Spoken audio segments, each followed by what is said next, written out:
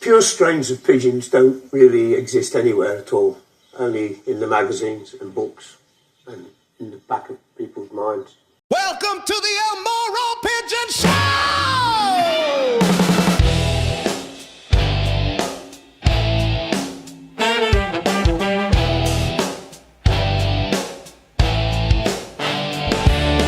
Welcome to the Moro Pigeon Show. I'm your host, El Moro. Join me to explore the pigeon's way. We'll learn and laugh day by day. All pigeons bring us pure delight, creations from the eternal one taking flight. Let's learn from them, both big and small, into the world of pigeons. Let's give our all. With every flap, a gentle friend in Moro's Pigeons world, where wonders never end. Through YouTube's glow, their beauty takes flight. A symphony of coos, a pure delight. Where the palm trees sway nearby, white doves paint the blue sky. A spectacle for every eye, their stories soaring by. You know, a lot of people is not going to agree with me, or because they don't have nowhere to go now. There's no more pure breeds. For example, let's take the Jensens. The Jensens are very famous, okay? When did the Jensens started? The Jensens started in the year 1886 with their father or grandfather, Henry Jensen, okay? Did you truly think that from 1886 until now, there are pure Jensens? When even the Jensens, where they got their pigeons from? Because the homing pigeons existed thousands of years way before the Jensens. They were using couriers and homing pigeons to deliver messages. So, 1886 till now, you have a love for 100 years, and you're not even 100 years, 50 years, and you're struggling to, oh, okay, let me refresh the flock. I gotta get some birds to refresh the flock. Okay, that's a talk with a lot of fanciers. So the fanciers, they are known from history to mix birds, not to keep one. You may have Jensens in the beginning, but later on, you're gonna have to forced to mix. You're not gonna have the same birds, the same line from 1886. Okay, because a lot of times that line would just start degrading. You know, if that is, I mean, I understand if you have 3,000 birds in one loft, okay, it will last you a little longer. You have more room, you have more time to really keep track and mix, you know, the lines. But for the most part, fanciers had anywhere from 50 to 300 birds in a loft, you know, and you're going to be forced through the years to mix. So there's no way that you're going to have all these old lines, Lucian Basting, research, see what year. You know, they sell to different countries. They sell to different people. People mix birds. Okay? Pedigrees, guys. That's my bird came out. Pedigrees, guys. I don't believe in pedigrees because I know, being from Miami, how they pervert pedigrees. And that is all over the world. The paper doesn't fly. The paper holds anything you want to write into it. Okay, so I know you like to believe that you have a pure Del Bar. And I know you like to believe that you have a pure Stickleback. And I know you have to believe that you have a pure Trenton and a pure Sion. Can you really confirm that when you bought it from somebody that told you that that's what they have? This is the way it happens. Hey, Jose, just making a name. Hey, Jose, I need a white doe bar. Hey, Jose, I need a black checker sticklebout. Oh, yeah, I got a black checker sticklebout. Now you buy that. Now you keep saying it's a black checker sticklebout when the guy you bought it from was told from somebody that it was a black checker sticklebout. And the guy you bought it before that, it was told that. Come on, guys, same thing I was doing. I was saying, hey, these whites are, I have 7 strains here. I have the videos there to prove it. I have Jensen, sticklebout, I have Trenton, Sion, I have Weg, I have Boston. I said that because somebody told me that. But do I really have that? That's what really got me. The fact also that the Del Bars, the Jensen, the sticklebout, did they have whites? It could be that, yes, 2 dark birds had 2 recessive white genes in them somehow, and that they came out white. It could be. I'm not gonna say no. But for the most part, those guys, they didn't have whites. And I heard this video, this guy telling me, not telling me, in the video. He told me in the video. From Jim Jenner, guy that went to Belgium. And I want to see if I can find that video to put it on this video. Saying that there's no more pure breeds no more. And if you started genetics, if you started genes, it's super, super rare that there are any of those pure breeds. Remember, those pure breeds are man-made. If you look at a DNA test on a pigeon, you're not going to find the name Jensen. You're not going to find the name Sticklebout. You're not going to find the name, I don't care how far you go back to. You're not going to find the name Trenton. You're not going to find the name Sion, Weg, Brooks. You're not going to find none of that in a DNA test. What you're going to find in a DNA test is the evidence of the parent. It's parenting, but not man-made. These are man-made. Okay? So when it comes to the white Platinix, is a man-made that cannot be traced back to no one, but the phenotype remains. So that's how you go by. You go by phenotype. Like if you see a German Shepherd, you cannot confuse a German Shepherd with a poodle. You see a German Shepherd, the phenotype alone tells you that's a German Shepherd. You see a Belgian Malinois, you're going to say, okay, that's a Belgian Malinois because of the color, because of the phenotype. You see a poodle, you're going to see that, okay, that's a poodle. It goes by the phenotype. Okay, so with the pigeon, with the whites, it goes by the phenotype.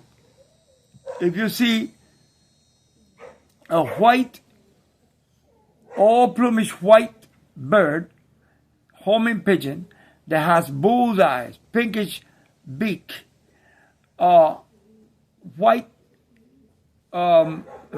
nails. I'm sorry, my dogs are barking and it's getting me, the dogs of the neighbor are barking, it's getting me off track. Let me say that again. If you find a white homing pigeon, they have all white plumage. It has a pinkish beak, a bull's eye, and white nails. That is, according to the phenotype, white Platinix. If you find a white homing pigeon that have a black beak or spots of black in the beak, it has colored eyes, it has maybe some black nails, maybe one black feather, that is not a pure white. Even if it has a whole white plumage, just because of the color of the eyes by genetics, and just because of the black beak, that's called a Siamese white. So when it comes to whites, you either have a Siamese white or you have a white Platinix, Belgian Platinix. The last name Platinix is very rare, uncommon. There is only a couple in Belgium by the last name Platinix that have homing pigeons, and they are all dark. And they cannot be traced back to the Platinix of today. Because that's like saying Garcia, last name Garcias, last name Gomez, last name Browns. Not all the Browns have that, the brown line. Does that mean that all the Browns have? No, because all the Browns don't have homing pigeons. You see what I mean? All the Jensens in Belgium don't have homing pigeons. So I know this is hard on you folks. I know that some people are going to say, well, what am I going to say now? Because I thought all my birds were Trenton. I thought I had a doe bar. I thought I had this. If you be honest with yourself, you know that somebody told you that. You know that a piece of paper told you that. But you know that those birds existed way before those guys existed. Okay? All they did was make a cross with the bird that has already existed, that was already good, and they got lucky, and the bird came out good. But not only the Jensens are good, because a lot of Jensens have lost. A lot of stickleboughs have lost races. Okay? So you cannot go by that. And you, in Belgium, they go by the throat. And that's a whole other different subject. Okay? So, sorry to bust your bubble, guys, but there's no more pure races. Okay? And as for my whites, they are not all those strains that I say. I would like to say that because you sell birds. When you say those lines, you sell birds. But no, if you got whites, you only got Belgian Platinix, and they are good. They mix very well with others. And you have Siamese whites. That's all, folks.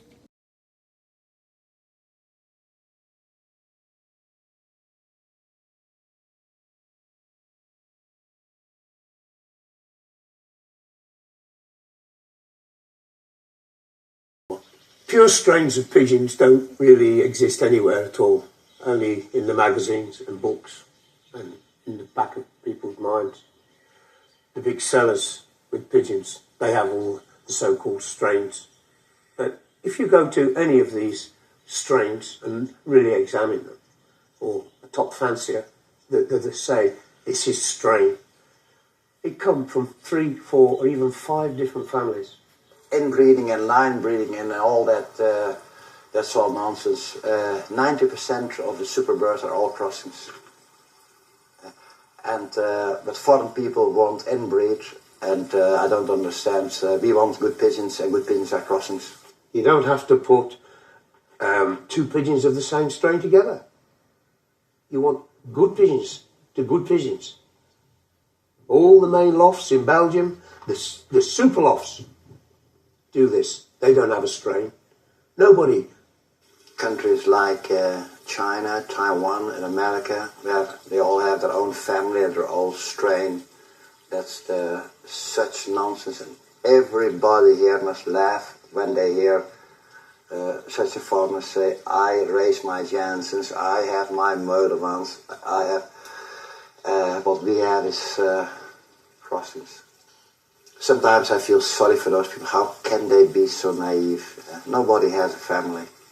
Gabby van der Beelen, one of the most talked about fanciers at this present time, he doesn't have a strain. He's got different pigeons from all over. But people, they must have a certain strain. And that, to me, that's where a lot of them go wrong. And I said always, don't buy one pigeon. Go buy a fancier, and in the middle of the season, or on the last season, September youngsters. And that's are the best. When I go to the garden centre, I buy a packet of seeds. And for me, the best way to improve your loft is to go to a good fancier. Somebody that's winning, somebody that's got good pigeons. They don't have to cost thousands of pounds. And they most certainly won't if you go to a fancier. I would actually go out and buy summer hatched youngsters for reasonable money of a good family and then start from there. I would advise someone new in sport to go to a small guy, with super results, and buy eggs there.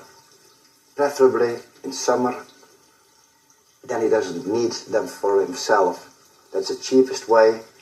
Most people in all countries just want to sell pigeons, make money, ship them out in busloads. You need to be going to a true fancier like yourself. You can do it in every country. In every country where there's the sport of pigeon racing, there's good flyers and bad flyers. There's good pigeons and there's bad pigeons. It's difficult to buy a good pigeon. You have to have a lot of luck. And yeah, for looking something new, yeah, we look mostly for fanciers who race well with not too many birds.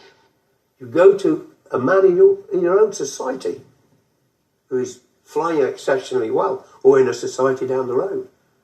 Ask him, can I have the eggs from your widows? Simple as that. You don't have to go and spend a fortune. And they cost not much. September youngsters now. And the people, they don't dwell them because it is too late, he said. But that's are the best. Summer youngsters, September youngsters. That's are the best. If you can befriend somebody and get in with them, there is top fanciers that will give top boards and let young fanciers start. I have started a lot of young fanciers, so I have, but I've always given 2 or maybe 3 good pair to start off with, to let them get a chance. Never charge them. All from the heart. Good pigeons that's been give till win. Not pigeons that was sold for a fortune even. Gift boards. That's where they've come from. Most super birds were presents. Most birds that are basic birds in my family were presents. Some of the best pigeons I've ever had have been obtained cheaply, or they've been obtained through friends. My best breeding hen now I got as a present. I went to a fancier, unknown name. That's where you have to go to buy the good birds, not to the great names. He had super birds. From both I bought 2, and I got 1 hen free. And the 1 hen free is now my best breeding hen. And then this September youngster, you put it on a big loft. You let 1 year grow they out, and then you can select. When I got those pigeons in my possession, then I would work on them by finding out which was the best, and by racing them in the races, obviously, and pairing best to best. Of course, guys, we're talking about homing pigeons strains, okay? Homing pigeon strains. I got some notes here.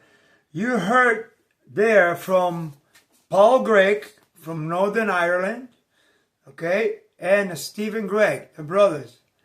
They are the champions of NIPA, okay? You heard from Geoff or Jeff Kirkland and Frank Tasker. They are the best of British. Okay, you can check this guy's records. You heard from Ad Charlankers from Holland, one of Holland's greatest pigeon fanciers of all times. You heard from Paul Hederman, the old guy from Belgium. Okay, now these guys are the most dangerous in all those countries. Okay. And you heard also from the Irish pigeon sport from Ronnie Williamson. Okay, all these names, you can check them out. You can check them out. They're talking there. These guys are the best in the world. All right. Now, let's talk about, because you are hung up on strains. You think you have a pure Trenton. Let's talk about Trentons. Okay. In my research, the source I have for Trentons, the first man, okay, there was a German guy by the name of Conrad Mar. Comrade A. Mar. Okay? Just for you guys that say you have Trentons. Comrade A. Mar came from Germany to New York, I believe, in 1886. Okay? It was 1880. In 1880. That right here, all the notes. In 1880. Okay? He came from Trenton. He went from Germany to Trenton, New York. There, he developed the strain of Trentons, okay, in Trenton, New York. Now, from there, the strain, I'm not sure if he went there or the strain went there, went to Fort Wayne, Indiana. The Trentons did. I'm not sure if he went there, but I know the birds ended up there. When the birds ended up there in Fort Wayne, Indiana, they came there in 1910. He came to the United States, to Trenton, New York in 1880, established himself, got the birds. The strain went to Fort Wayne, Indiana in 1910. Now in 1910, a bunch of fanciers there, they mixed them with another strain called Gruders. Okay, let me see if I got it right. Yeah, Gruders. Okay, so they crossed the Trenton strain with Gruders. These different fanciers in Fort Wayne, Indiana did that. And they still call the birds Trenton. Okay, but they're mixed with Gruders, but they still call them Trenton, and they were the best long distance flyers. Okay, they were really good long distance flyers. Now, that's 1910. You say you have Trentons. Fast forward to 1938. In 1938, this man by the name of O'Shaughnessy Trenton, okay, said that he had the true Trenton homing pigeons. Ed O'Shaughnessy passed away November 10, 2002. He wrote the following story the night before he had his stroke. The story of Ed O'Shaughnessy's true Trentons. I started with my first Trenton in 1933 at the age of 10. I bought my first Trenton at the chicken market for 35 cents. All I knew was that it was a homer. His band number was 456M33AU. He was a blue check broad breast with a lot of bronze on his chest and heavy series. I didn't find out much more until I was 14. I met a pigeon flyer by the name of Stan Person. He looked up the bird and we found out it belonged to a West Side, Cleveland, fancier by the name of John Brigiel. My older brother drove to John Brigiel's house. He was very happy to know that I had number 456. He told us that someone stole the birds from him. He not only gave me permission to keep him but gave me a mate for him and another pair of Trentons. His Trentons were of the beach strain. In 1938 I joined the White City Homing Club in Cleveland and started to fly. After a while I purchased some beach Trentons from a fancier by the name of Patrick McDonough from Youngstown, Ohio. They were the old-time beach Trentons with heavy series and wattles. After I purchased 2 hens from Art Nemechek and 2 red hens and a black cock from Otting, and also got 3 birds from Shoemaker which went back to Connie Marr. So I have a combination of all the best Trentons available. All my birds had to fly the 500 each year. I flew birds in Cleveland for 35 years. I brought 12 pairs of Trentons with me. All were 500 milers. Flying here in Lisbon, I made a practice of flying all my birds in the 500 each year, and some went to the 600. Right now I have a loft of 30 pair of Trentons, one nicer than the other. They come in blue check smokes, slates, bronzes, solid reds, and red models, red smokes and slates, duns, yellows, blacks, and some colors there are no names for. Ed never lost his love to maintain a pure strain of the true Trenton. He carried strong convictions for the standard of a true typical Trenton. Although he ruffled feathers at times, his point was always proven by the quality of his birds and by the number of trophies he received at ATB conventions. Pigeon fanciers in as faraway countries as Belgium, Japan, England, Germany as well as Canada and most of the 50 states have purchased birds from Ed's loft. Many of his evenings were spent conversing by phone with new and old pigeon flyers alike. sharing his love and knowledge of Trentons. This tribute is in loving memory to a great man. Although Dad has passed on, he will never be forgotten. All the men and women who knew him and bought Trentons from him will continue his legacy with their love for the true Trenton. History of the Oshaban Trentons written by Ed Oshaban. So when you say I have a Trenton, all the way from 1880, you think you have the real Trenton now? All the way from 1910, without mixes, without crossing it. When the real Trenton were already crossed with Gruters. Okay? And fanciers are always crossing birds. The homing pigeon fanciers, they want to win. They're always crossing birds. And their belief is that after some years, having the same flock, I mean, like I said it before, if you have 300 birds, you know how homing pigeons work, okay? You're not going to breed from those 300 birds. You have your breeders, you fly, there comes a competition. Okay, you put 50 birds, they allow 50 birds. Okay, some competitions, they allow 35, they allow 50, depends. You know, they're not all going to come back. All right? So now you got your breeders. Now those same breeders, you know how fancy stuff.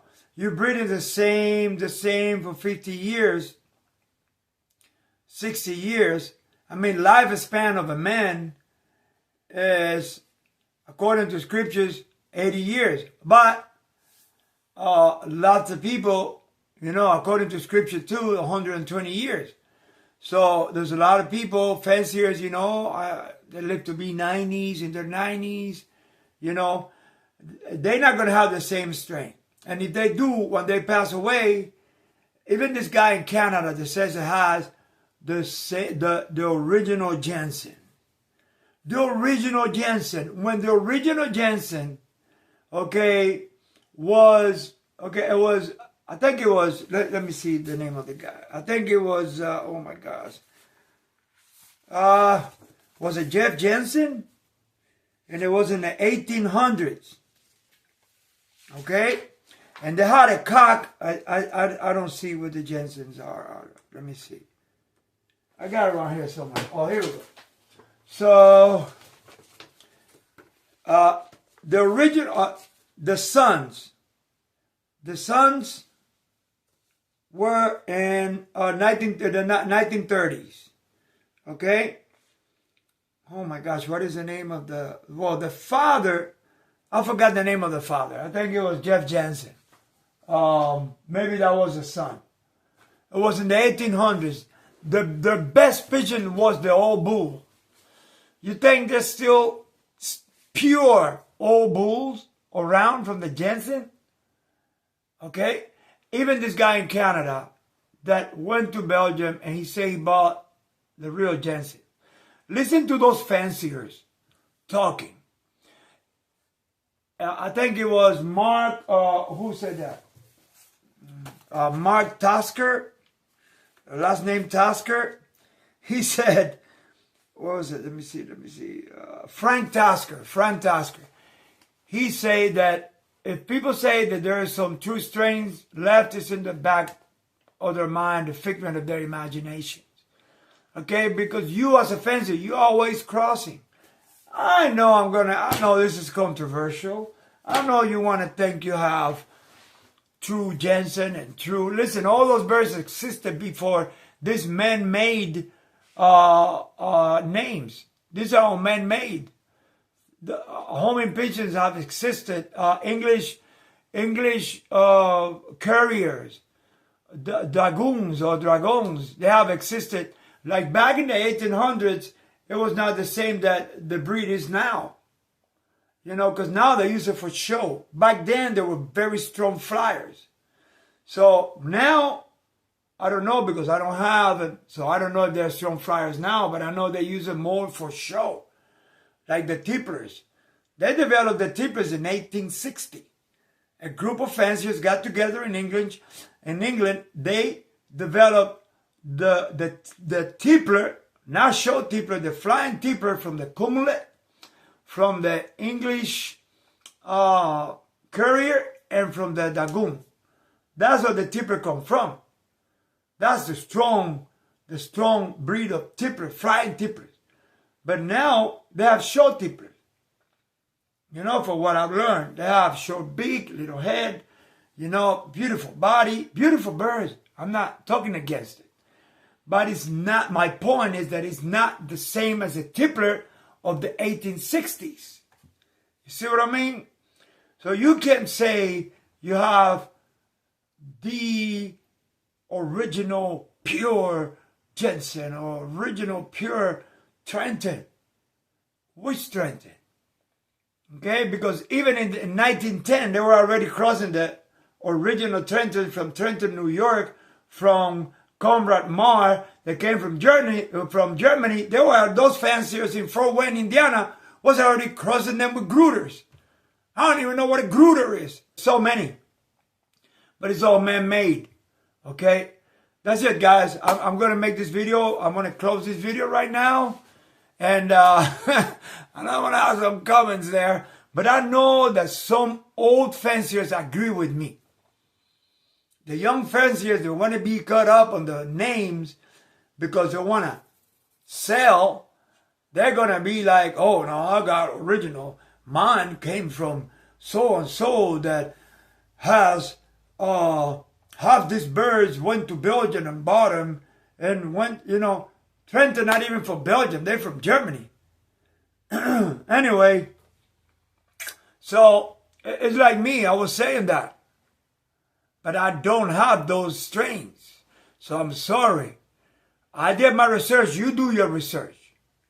Okay? Credible research from the right source. Not the source that is twisting and perverting things so they can sell birds. Okay? I could say I have Russian Boston. I have Sticklebout. I got all mixed together like I used to say. I have Jensen. I have Weg. Man, I don't know what I was talking about. Okay? And that's, see, in pigeon racing, you got to have humility. You got to humble yourself no matter what backlash you get. And you got to come clean, man. You know, stop deceiving people. All right? So, what I have are Pletiniks. You cannot go wrong. You go by the phenotype. It's like a German. You cannot go wrong on a German Shepherd. You cannot go wrong on a poodle. That's a poodle. Phenotype. It's a poodle. German Shepherd. A pit bull. It's a pit bull. Can't go wrong. You know it's a pit bull. You cannot say, oh, this is a pit bull. But, I mean, you can mix a pit bull with a German Shepherd, but it won't make it a pure breed. It's a cross. Same with the pigeons. So let's bring cross so much that you don't know. And look, all the phenotypes of all the birds are the same. You look at a Sticklebout. Come on. Tell the truth and shame the devil. You look at a Sticklebout. You look at a Jensen. You cannot look at a Jensen, at a Sticklebout, at a Dilbar, at a Weg. And you cannot look without them telling you, and you say, that's a Weg. Even with the Trenton, they are not all red. They are not all yellow. Abraham from Port St. Lucie can witness to that. He's got his birth from Oshaben Trenton, from the true Trenton from 1938. He can tell you that those Trentons are not all red. You know, so you cannot look at a bird by a phenotype and say, this is this, this is that. The only one that you can look by a phenotype and say is the white Pletiniks and the white Siamese. Can't go wrong. Don't go, oh, well, no, this is a Dilbar. This is look, all those birds that were dark, the only way for those birds to come out white is that a dark bird would have a dominant white. You know how I don't believe there's any dominant genes no more. You know why? If you have a white and you put him with the black and it comes out white, if you put that same white with the red and it comes out white, If you put that same white with the blue and it comes out white, that is a dominant gene. That is a dominant white. Otherwise, it's recessive. Okay, so the only way for the Jensens and all those guys to have a white bird is for a dark bird to have 2 recessive white genes, or for a black bird to have 2 recessive white genes and pair up with another black bird that have 2 recessive white genes. So here you got 2 dark birds that have 2 recessive white genes, and they pair together. What are they going to give you? A white. So it's not impossible. The only way that Jensen could give you a white, because there's no record. I mean, if you find a record that Jensens have white, let me know. I say, okay, I was wrong. If you find evidence that Sticklebowl or Weg or Basti had white, pure white birds, and then I humble myself, I say, okay, you're right. But it's got to be back from their loft. Don't tell me one of these new right now. It's got to be back from the early 1900s. So the only way that could happen was that let's say that Jensen had a black checker hen with a black checker cock. It's now impossible that they had a white Jensen. But the white checker black, the black checker cock had to have 2 white recessive genes. And the hen black checker had to have 2 white recessive genes. And then they'll give you a pure white, because they're both paired together and have recessive genes. 2 black white recessive genes. It could not be dominant, because then if the Jensen had black checker bird that had a dominant white gene, and then any bird that they would have paired that bird with, when you go to genealogy, to genes, it's confusing, okay? And then that bird with the dominant white would have given all their birds white, with any hen, whatever color you would have mixed it with.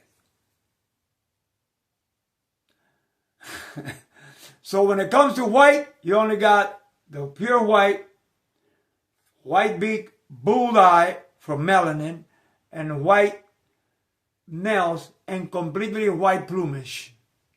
That is a pure white Pletnex. Or you got the all white plumage white with the black beak or little specks of dark on the beak, yellow eyes or beautiful color eyes, and maybe black nails, and all that is a Siamese white. That's it. Don't be saying it's a Delbard, it's a Trenton. Come on, man. Just listen to the expert stuff, man. I'm no expert. I'm just studying. Hey, love your pigeons and have a blessed day.